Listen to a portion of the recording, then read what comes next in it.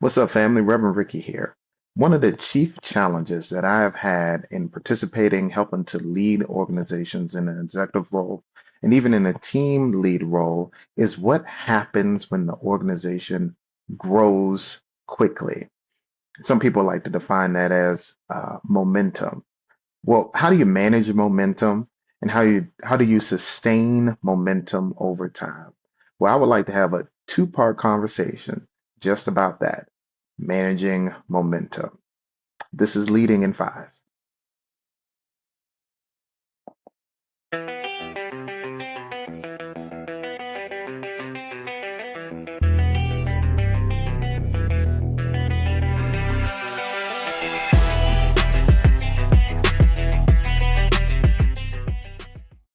For part one of this conversation, we're going to center in Exodus 18:18, where Jethro, Moses' father-in-law, has to have a conversation with Moses about managing the work of ministry, or in this case, the work of the millions of people that were the Israelites. He tells them the work is too heavy for you, and you can't handle it alone. Basically what Jethro was recommending, that you get some people to help you manage this thing. Oftentimes in leadership, leaders have to be about 3 to 6 months ahead of the organization. Almost all the times, leaders have to be thinking, forward leaning, running ahead of the people to make sure the organization is moving in the way that it should go. John Maxwell would say it this way: leaders must be close enough to relate to others, but far enough ahead to motivate them. Well, that presents us a fundamental issue. If the leader's mind has to be ahead of the organization, then how does the leader manage the movement and momentum of the now? Well, there's one word for that, and it's described in Exodus 18:18. The word is called delegation. And I understand very clearly, delegation for those of us who are in leadership is a scary word because many of us got into leadership because we're doers. We get the job done. We put our hands to the plow and we chug along until we get up and over the hill. Well, I want to encourage you that delegation doesn't mean that you no longer can do, it just changes what you do. And I think there are a couple things that we can pull out as leadership principles that can help us be better delegators in order to manage the momentum of our organizations. Well, the first thing I think that we can do is clear communication. As Reverend Theodore M. Hesburgh would say, the very essence of leadership is that you have to have vision. It's got to be vision that you articulate clearly and forcefully at every occasion. You can't blow an uncertain trumpet. I mean, that's a powerful statement all in itself. Clear communication is key to delegation.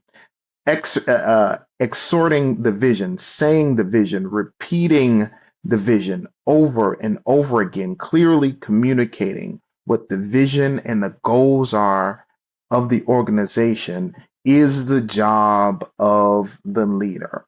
I would hear my pastor say oftentimes, Reverend Dr. Antoine Hutchins, my job as the pastor is to preach, teach, and to cast a vision. Well, you as the delegate leader, as the duty officer to the main visionary, your job is to take that vision and recast it to your portion of the organization.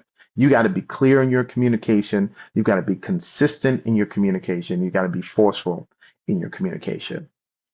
Here's one of the other things that leaders have to do. You have to teach. Again, another John Maxwell saying would go: bosses say go, but leaders say let's go or let us go. You got to be able to walk with people even as you delegate them. You got to be able to teach them and show them the way, even to the point that it may take them a little while to grasp it on their own. And here's some things very quickly that you can teach. You can teach skill set. Somebody's lacking in skill set, You can teach them or empower them to learn and put the right resources in front of them so that they can learn. You can teach mentality. Some people, they just need to know better so that they can do better, right? Those are some things you can teach, but some things you can't teach. You cannot teach availability. Now, one thing you should not do is you should not look down on people because they're not always available. But availability is something that you should keep in the back of your mind to understand and know what your people can and can't do. You can't teach motivation as well. Unfortunately, it's easier to maintain a fire than it is to light one. So you've got to find some people who are motivated all on their own, who want to serve God and want to push the mission of the church forward. And here's the last thing. You can only delegate so far. I know sometimes it feels like it's just delegation after delegation after delegation. Well, you have to find some people who are like you and who are doers. Because I have a famous saying. It may sound weird when I say it, but somebody's got to make the fries. Okay, don't laugh. But whenever you go to a fast food restaurant, you've got people doing different things. Somebody takes the order and delegates the order to the back. And then somebody in the back has got to actually take that order and have the skill set and the motivation and the mentality to make that order. And sometimes people look down on the person who's in the back making the order, like the person who's back there shaking the fries.